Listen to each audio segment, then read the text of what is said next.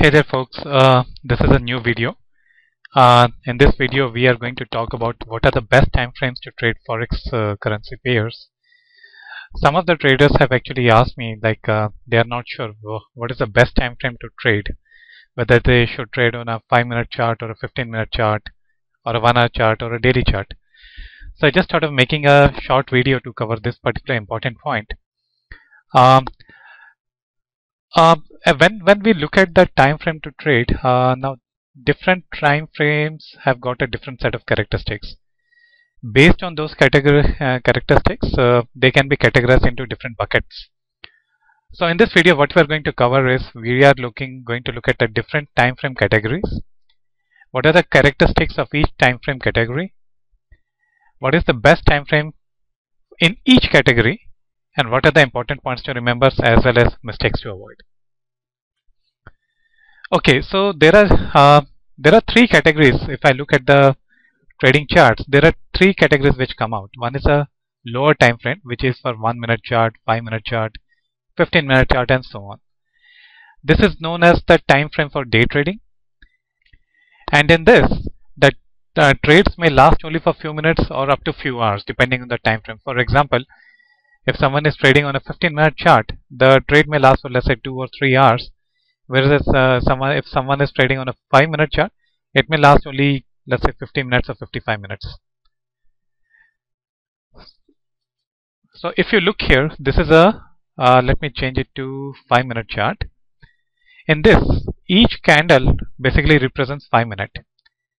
So for example, if someone has opened a trade here, the trade may continue for 1, 2, 3, 4, 5, 6, 7, 8, 9, 10. And at the 11th candle, the person might decide to close the trade, so it lasts for only 55 minutes. The next is a medium duration time frame, where the time frame is 1 hour or 4 hour or 8 hour or even a daily chart. This is known as a swing trading time frame, where the trades may last a few hours to few days. For example, if someone is trading on a daily chart, the daily chart basically can last up to 7 days, 8 days, 10 days, or maybe up to 15 or 20 days. Whereas if someone is trading on, let's say, on 1-hour chart, the trade may be open for 15 hours to 20 hours to 24 hours, or maybe, let's say, 1.5 days. And then there are large time frames such as weekly chart or monthly chart. These are the charts which are used by big financial institutions. And here the trades may last a few days to weeks, or maybe sometimes even months. The reason this is typically being used by big financial institutions is because of the amount which is risked. Just to touch for a few seconds, when trading on a weekly chart or a monthly chart, the stop loss required is very high. On a monthly chart, the stop loss may be about, let's say, 2,000 to 3,000, maybe up to 10,000 pips. So that is some kind of amount which is available only at the big financial institution level. For average trader, they may not be able to put that much amount in a particular trade as risk. Now let's take a look at example or rather the characteristics of each time frame category. We are going to focus only on the small time frames, lower time frames, as well as the medium time frames, because the larger time frames of weekly or monthly chart, this is not something which is applicable to an average trader. So in the low time frame, the trade opportunities basically are available more or less every day, because you're looking at a lower time frame chart, let's say 5-minute chart or a 15-minute chart. A trade opportunity may come more or less every day, but it requires high concentration and quick response to open and close a trade. Basically, you cannot be away from the computer for let's say 1.5 hours, because if you do that, a trade opportunity may come and maybe you are not in front of a computer to basically open a trade. So it requires very high concentration and quick response to open and close trade. The profits are somewhere between 10 to 100 pips. For example, if you're trading on 1-minute chart, the traders trading on 1-minute chart can expect a profit of let's say 15 pips or 20 pips per trade, whereas the risks they may take is about 10 pips. There are only few hours when volatility is very high and trade opportunities are more present during this particular time frame. I'll cover that in the next slide. But the important point to remember is the currencies pair spread is very important. Now, if you look at the Euro USD currency pair, it has a spread of about 2 to 3 pips depending on the broker you go to. Whereas if you look at currency pair of, let's say, um, Euro franc, there the spread is about 6 to 7 pips depending on the trading broker. Now this becomes very important because the profit you're looking for from a particular trade is about, let's say, 25 to 30 pips. If your profit is, let's say, 30 pips, out of which 6 to 7 pips is a spread which goes to the broker, then your risk to reward ratio is significantly impacted. For example, if you have risk 15 to 20 pips and you're expecting a profit of 30 pips, all of a sudden because of the spread, you're expecting about profit of 23 pips. So in in such situations, it's better to trade on a day trading on a currency pair which has very tight spread, like typically Euro USD or USD British Pound, something similar. Now let's look at the medium time frame, which is swing trading. In swing trading, the trade opportunities is available only once in few days or few weeks. If, for example, you are trading on a daily chart, a trade opportunity may not be available every day. It may come in 4 to 5 days. Sometimes it can be longer. But the profits are somewhere between 100 to 1000 pips. So, and it requires little maintenance because once a trade is opened, you just need to monitor it once or twice a day to make sure that the trade is still in profit and the exit criteria has not come up. But it requires a larger stop loss. Like for example, in day trading, you may use a stop loss of 15 to 20 pips, whereas on a swing trading, you may require 50 pips stop loss if you're trading on 1 hour chart, or you may require 150 to 200 pips if you're trading on a daily chart. So the return, the risk to reward is still the same as the day trading. Like for every 15 pips risk, you may expect a 30 pips profit in day trading, whereas on swing trading, if you risk 100 pips, you may expect a response of profit of 200 to 250 pips. But again, here the thing is that you should be able to, if someone is doing a swing trading, they should be able to risk 100 to 150 pips. Whereas if someone is day trading, they should be able to sit in front of the computer for significant amount of time, so that if any trade opportunity comes, they're in front of the computer to take that particular trade.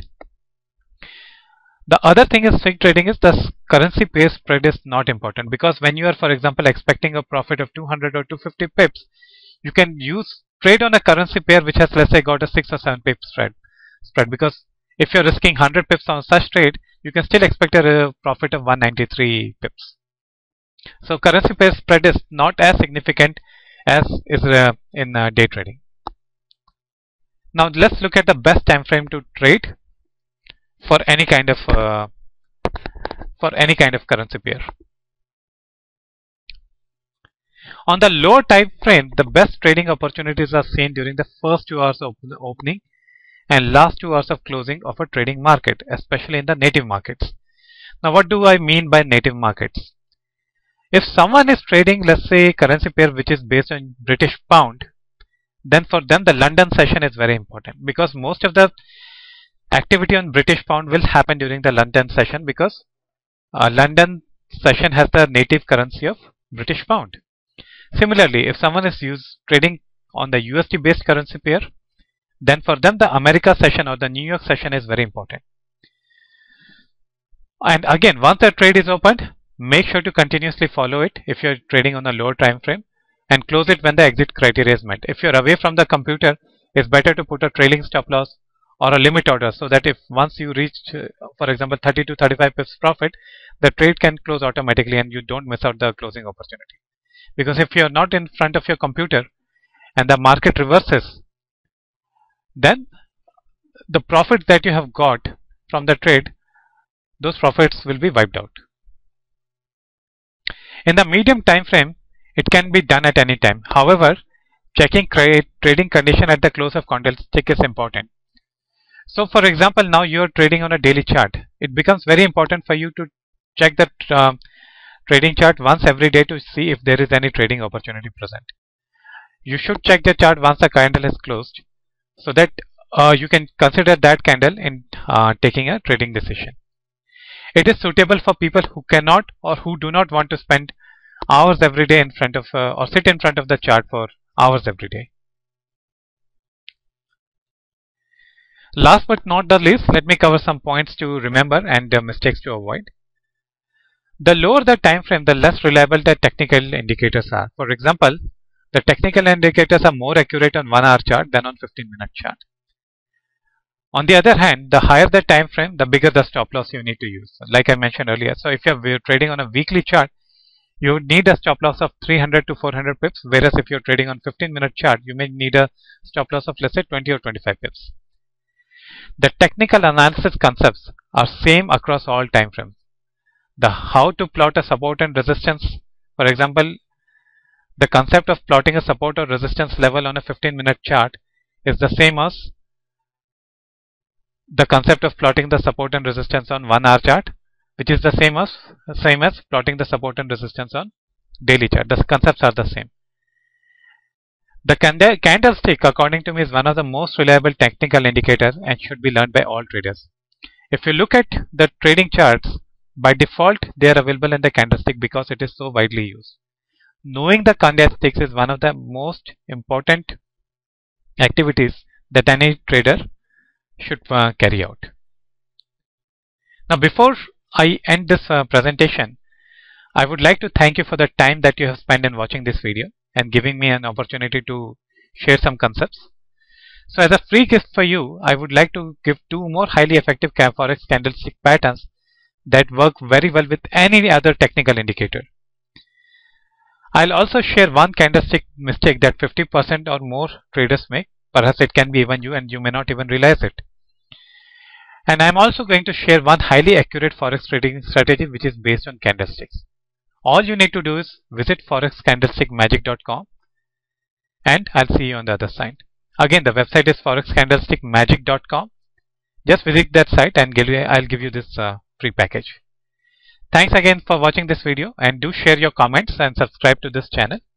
I keep making the videos and sharing very frequently. So make sure to subscribe the channel and leave your comments.